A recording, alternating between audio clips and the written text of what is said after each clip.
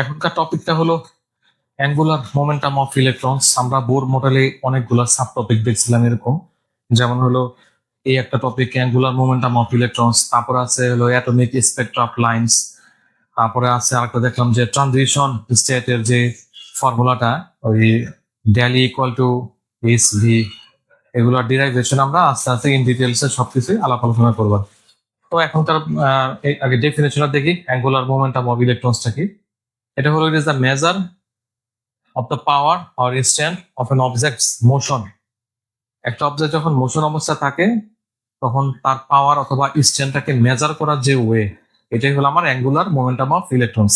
এটাকে আমরা ডিফাইন করতে পারতাম, ডিফাইন করি কি mass and the product of its mass and velocity দ্বারা। ঠিক আছে, এটা বলে it tells us how hard it is to stop a moving object.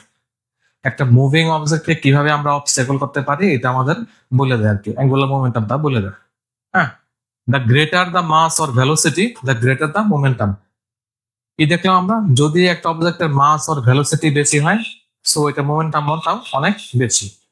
তো আমাদের অ্যাঙ্গুলার মোমেন্টাম ইলেকট্রনের ডেফিনেশন দেখা শেষ। এখন অ্যাঙ্গুলার মোমেন্টামটা কি এটা একটু দেখি আমরা। হ্যাঁ, অ্যাঙ্গুলার মোমেন্টামটা কি করে, it measures how much momentum an object has while moving in a circular পথ। একটা অবজেক্ট যখন সার্কুলার পথে রিভলভিং করে তখন তার কি পরিমাণ মোমেন্টাম প্রয়োজন হয়, কি পরিমাণ মোমেন্টাম তার লাগে, এটাই হলো আমার অ্যাঙ্গুলার মোমেন্টাম। যেমন আমরা দেখি একটা, এই যে একটা অবজেক্ট ধরলাম, এটা ও, এটা হলো আর, এটা হলো ভেলোসিটি।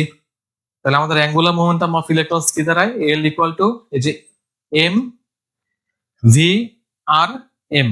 এমটা হলো অবজেক্টের মাস, ভিটা হলো ভেলোসিটি, আর আরটা হলো আমাদের রেডিয়াস। তো এই ফিগারটাকে আমরা কম্পেয়ার করি এই একটা এই আমরা স্টোন একটা স্টোন আমরা কি করি, দড়ি দিয়ে বাঁধি একটা স্টোনটাকে। সাপোজ একটা স্টোন এটা দড়ি দিয়ে বাঁধছি, এখন আমি এটা এভাবে ঘোরা শুরু করলাম। যদি আমি স্টোনটাকে ঘোরাই তাহলে আমি এখানে কি দেখি, দ্য স্টোন হ্যাজ দ্য মাস, এক নম্বর পয়েন্ট। তারপর কি স্টোনটা কি ভেলোসিটির সাথে ঘুরতেছে, ইট মুভস উইথ ভেলোসিটি। তারপর স্টোনটা কি, আমি তো দড়ি দেখে ঘোরাইতেছি স্টোনটা, তাহলে কি সার্টেন একটা ডিস্টেন্স আছে, it revolves at a certain distance from our hand. এই যে সার্টেন ডিস্টেন্স, এটা কোনটা, এই যে আমাদের আটটা, এটা হলো আমাদের সার্টেন ডিস্টেন্স হলো আটটা। So we can say that the stone has the angular momentum. ঠিক আছে, similarly an electron when revolving around the nucleus has also the angular momentum, কারণ নিউক্লিয়াসের চারদিকে তো ইলেকট্রনটা আমার রিভলভ হয়, so it also has the angular momentum. তো bore আবার এখানে কি করছে, প্রপোজ করছে কি, the angular momentum of an electron is quantized. Bohr বলছে যে একটা ইলেকট্রনের যে অ্যাঙ্গুলার মোমেন্টাম থাকে এটা হলো quantize, that means the angular মোমেন্টামের যে ভ্যালুটা শুড বি ইন্টিজার। হ্যাঁ, শুড বি ইন্টিজার। ঠিক আছে, এই কোয়ান্টাইজের আরেকটা মিনিং কি, that means only certain specific values are allowed, এই certain specific values are allowed and it should be integer value. হ্যাঁ, এখন আমরা the allowed values are L equal to N into S by 2 pi, এটা হলো Bohr quantization আমার condition বোরের। এল equal to N into H by 2 pi, এইচটা হলো আমাদের প্ল্যাঙ্ক কনস্ট্যান্ট। ঠিক আছে, এখন আমাদের এখানে কি লিখলাম, দ্য অ্যালাউড ভ্যালুস আর আমাদের হলো এই বোর কোয়ান্টাইজেশন কন্ডিশন হলো এটা। এখন দেখি আমরা কি কি ভ্যালু অ্যালাউড করতে পারি এখানে। ফার্স্ট অরবিটে হলো এন ইকুয়াল টু 1, এল এর মান এল ইকুয়াল টু এইচ বাই 2 পাই, এখানে আমরা ডিফাইন করছি এইচ বার।